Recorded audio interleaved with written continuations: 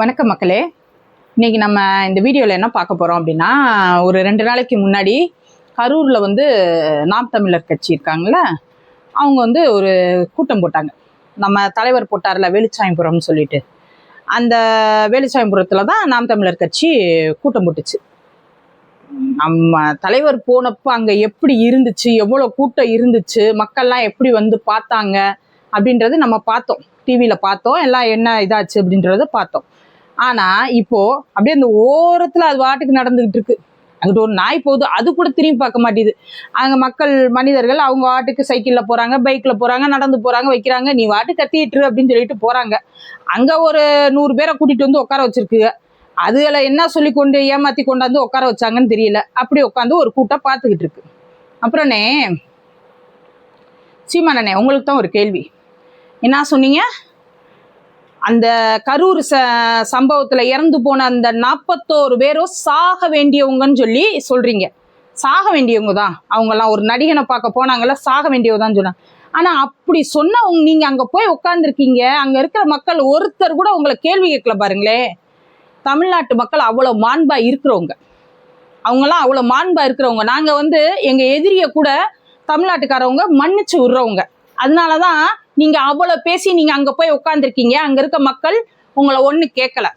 வேற ஊர்ல எல்லாம் இப்படி நீங்கள் பேசிட்டு போய் உட்காந்துருந்தீங்கன்னு வைங்க, உங்களை சின்ன பின்னமாக்கியிருப்பாங்க. சரி விடுங்க, எங்கள் தமிழர் வந்து நாங்கள் எப்போயுமே டீசெண்டான அப்ரோச் தான். ஏன்னா இனிமே இது தளபதி நாடு, அதனால நாங்கள் எல்லாருமே டீசெண்டாக தான் அப்ரோச் பண்ணுவோம்.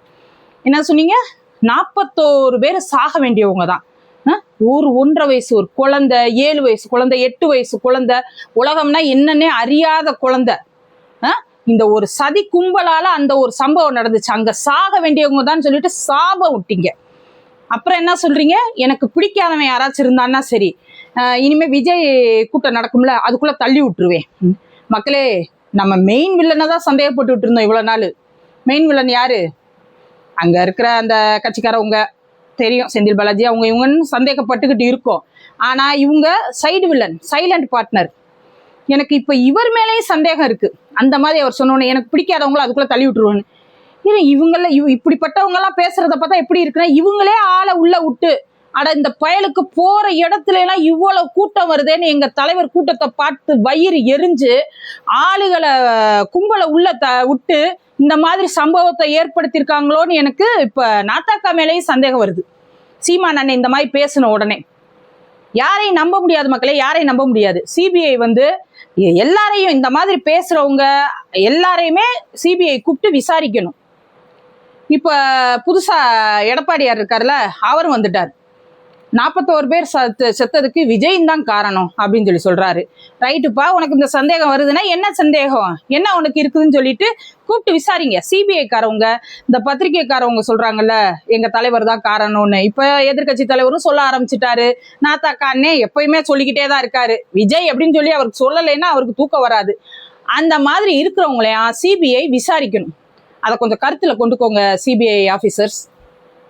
அப்புறம் எங்க தலைவர் வந்து கட்சி ஆரம்பிச்சார்ல, ஆரம்பம் கொள்கை மாநாடுன்னு சொல்லிட்டு விக்கிரவாண்டியில ஆரம்பிச்சார்ல, அப்ப 5 கொள்கை தலைவர்னு சொல்லிட்டு அவங்க போட்டோ எல்லாம் வச்சு அவங்களுக்கு மரியாதை செஞ்சு, இவங்க தான் எங்க கொள்கை தலைவர்கள், இவங்க கொள்கையை தான் நாங்க ஃபாலோ பண்ண போறோம் அப்படின்னு சொல்லிட்டு அவரு அங்க அறிவிச்சார். கொள்கை மாநாட்டுல கொள்கை தலைவர்களையும் எங்க கொள்கை என்னன்றதையும் அறிவிச்சாரு. ஆனா இன்னும் சில தற்கொலைகள் என்ன சொல்லிட்டு இருக்குது அப்படின்னா, அவங்க கொள்கை இல்லாத கூட்டம், கொள்கை இல்லாத.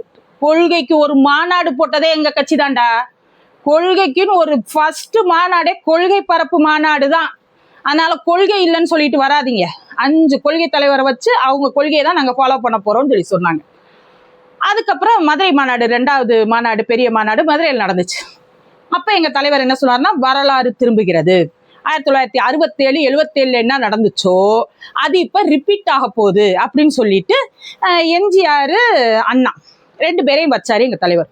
உடனே சீமான் அண்ணன் வந்துகிட்டு, நீ என்ன ஏற்கனவே 5 கொள்கை தலைவர் வச்சிருக்கியே, இப்ப என்ன புதுசா இவங்க 2 பேரை கொண்டாந்து சொருகுற? புதுசா ஏன் கொள்கை தலைவர்கள் பத்தலையா, கொள்கை பத்தலையா, இவங்களையும் கொண்டாந்து சொருகுற அப்படின்னு சொல்லி கேட்கிறாரு. ஏன்னா ஏன் உனக்கு எங்க வலிக்குது?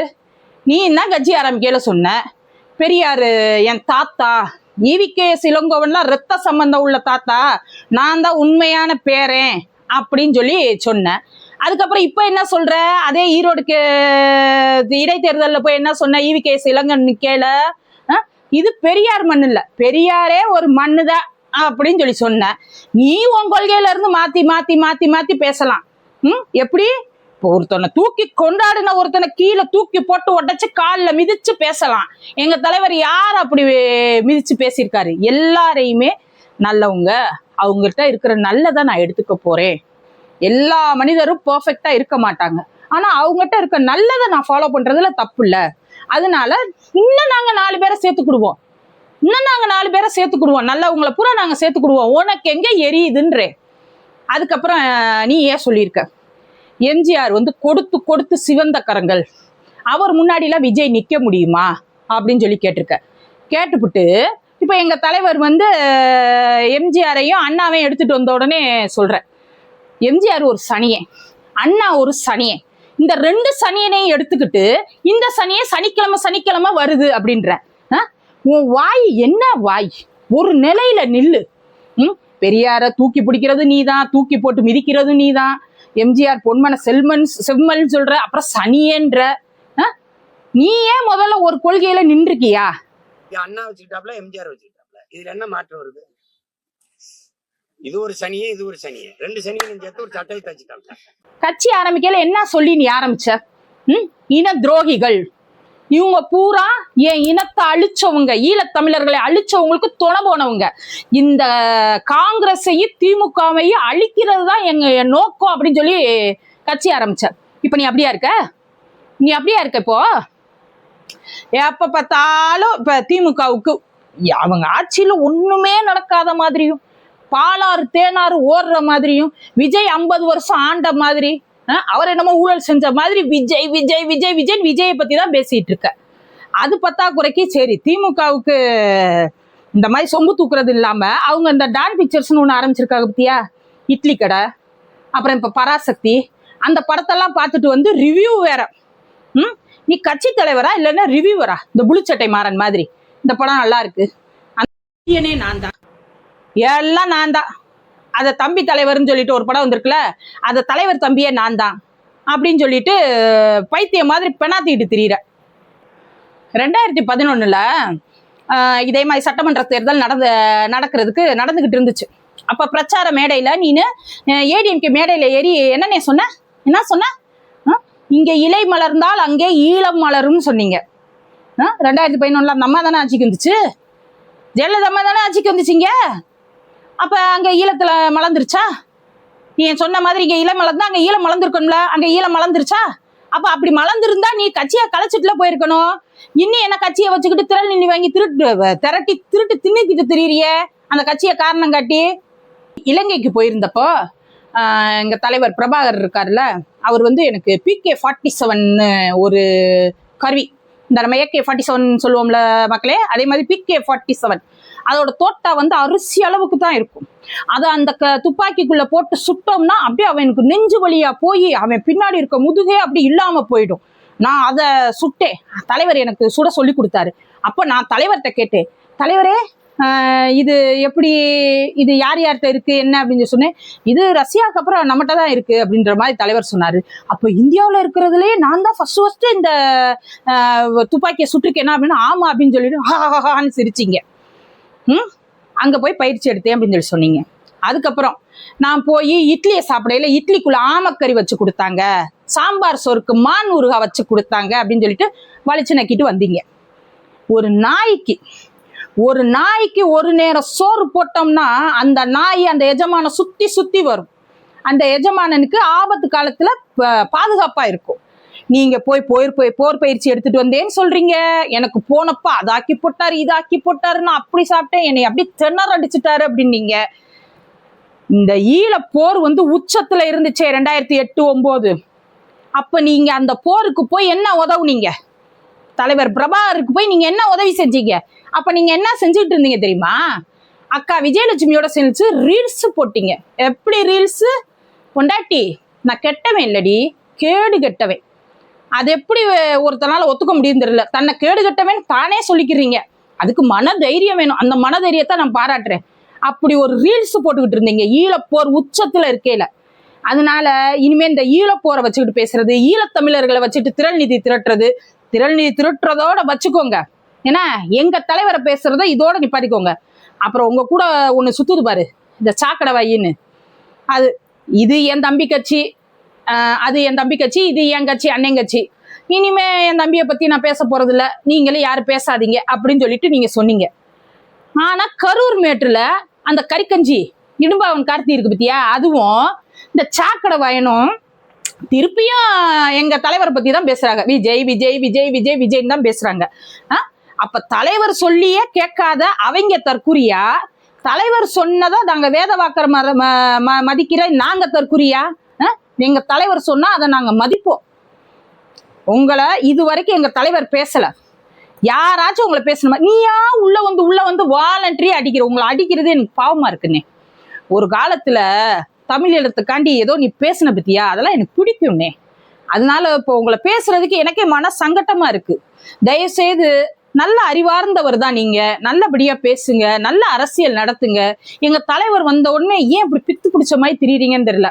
நீங்க நல்ல மனுஷன் தான், உங்களை பிடிக்கும்னே. அதனால திட்டுறது ரொம்ப கஷ்டமா இருக்கு. இனிமே திட்டுற மாதிரி நடந்துக்காதீங்க. ஒருத்தவங்க வீட்டுல இறப்பு நடந்தா அந்த இழப்பு நடந்தவங்க, அந்த இறப்பு எங்க நடந்துச்சோ அந்த வீட்டுல போய் துக்கம் கேட்பாங்க. மக்களே அதை கேட்டிருக்காங்க. இப்ப கூட எங்க தலைவரை நீங்க கேட்டுக்கிட்டே இருக்கீங்க.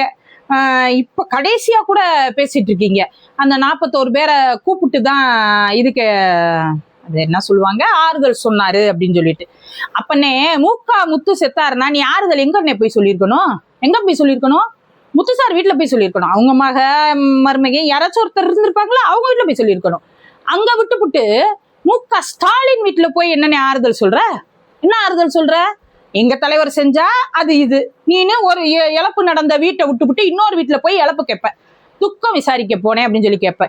அங்க எப்ப போயிட்டு வந்தீங்களோ அப்பயே உங்க டோன் மாறிடுச்சு. அங்க போயிட்டு வந்ததுல இருந்து உங்களுக்கு என்ன கொடுத்துருக்காங்க, அது என்ன சொல்லுவாங்க, அந்த செயல்பாடு என்ன கொடுத்துருக்காங்கன்னு தெரியல. அங்க போயிட்டு வந்ததுல இருந்து டிவிக்கே கடிச்சு வைக்கிறீங்க.